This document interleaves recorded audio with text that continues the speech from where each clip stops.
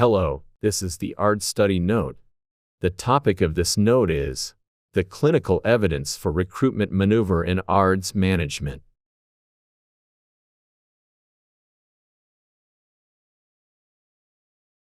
Recruitment maneuver is one of the strategies to increase homogeneity by reducing heterogeneity in the ARDS lung. ARDS lung is characterized by atelectasis due to inflammation, congestion, and consolidation in the dependent portion. Recruitment maneuver is a strategy that temporarily maintains high airway pressure to open collapsed alveoli, and then applies sufficient PEEP to maintain that state.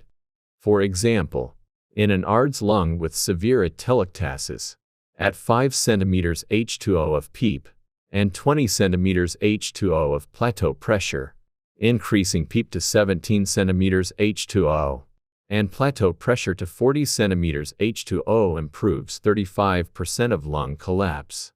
At the same state, raising PEEP to 25 cm H2O results in 67% improvement, and increasing plateau pressure to 60 cm H2O opens 87% of collapsed lung. As a result, the heterogeneity of the ARDS lung is reduced, and the reduction of ventilator-induced lung injury is the main mechanism of recruitment maneuver. Traditionally, recruitment maneuvers maintain high airway pressure of about 30 to 40 cm H2O for 30 to 40 seconds. According to the analysis of 1,423 patients' data in 6 RCTs by the ARDS Mechanical Ventilation Guideline Group, recruitment maneuver significantly improves mortality, oxygenation, and the need for rescue therapy. But contrary to concerns, adverse events such as barotrauma and hemodynamic compromise do not increase. Based on this, the 2017 ARDS Mechanical Ventilation Guideline weekly provided a conditional recommendation for recruitment maneuvers in all ARDS patients, with low to moderate confidence in effect estimates. However, about 5 months after the publication of the guideline, the clinical trial on alveolar recruitment in ARDS, the ARDS study, was published, changing the recommendation status of recruitment maneuvers. The ARDS study was a large-scale study, conducted in 120 ICUs in 9 countries. Instead of the traditional strategy, the study used an incremental PEEP titration strategy. This strategy gradually increases PEEP to recruit alveoli, according to the best respiratory system static compliance or oxygen saturation, and then gradually decreases it to the optimal PEEP. According to related studies, it has beneficial effects on oxygenation, respiratory system compliance, and systemic inflammatory biomarkers, and does not increase barotrauma or other adverse events.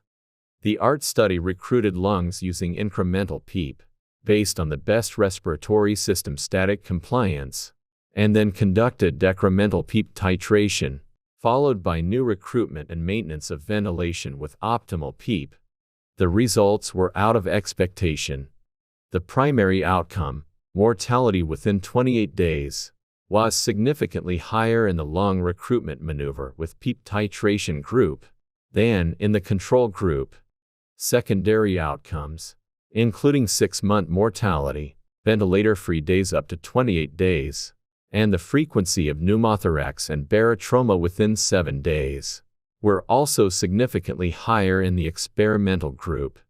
Therefore, the ARDS study concluded that it could not support the routine use of lung recruitment maneuver and PEEP titration. The ARDS study was conducted from November 2011 to April 2017, and the results were published in October 2017. Almost at the same time, the Australian and New Zealand Intensive Care Society Clinical Trials Group conducted a similar FARLAP study on alveolar recruitment. This study group had to stop enrolling patients after the publication of the ARDS study. The data from 115 enrolled patients out of the planned 340 were analyzed, and the results were published. The combined open lung procedure and incremental PEEP titration strategy similar to the ARDS study was used. However, unlike the ARDS study, the level was determined based on the best oxygen saturation. In the results, there was no significant difference in the primary outcome of ventilator-free days up to 28 days between the intervention group and the control group.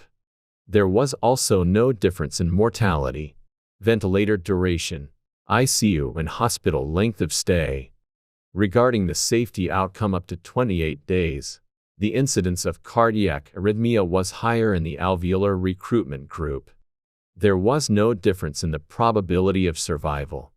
In conclusion, lung recruitment did not reduce ventilation-free days or mortality, but increased the occurrence of cardiovascular adverse events.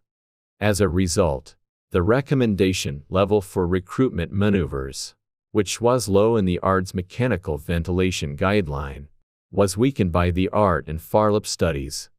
The 2021 Surviving Sepsis Campaign guideline also strongly recommended against using incremental PEEP titration strategy based on the results of the ART and FARLAP studies. However, the guideline group's own evidence profile indicated that traditional recruitment maneuvers could improve 28-day mortality, and a major systematic review suggested beneficial effects in severe hypoxemia. Therefore, they weakly recommended traditional recruitment maneuvers in sepsis-induced moderate to severe ARDS. The 2019 French guideline strongly recommended that recruitment maneuvers should probably not be used routinely in ARDS, while the 2019 UK guideline did not provide related recommendations.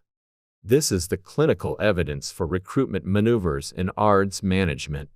Thanks for your listening.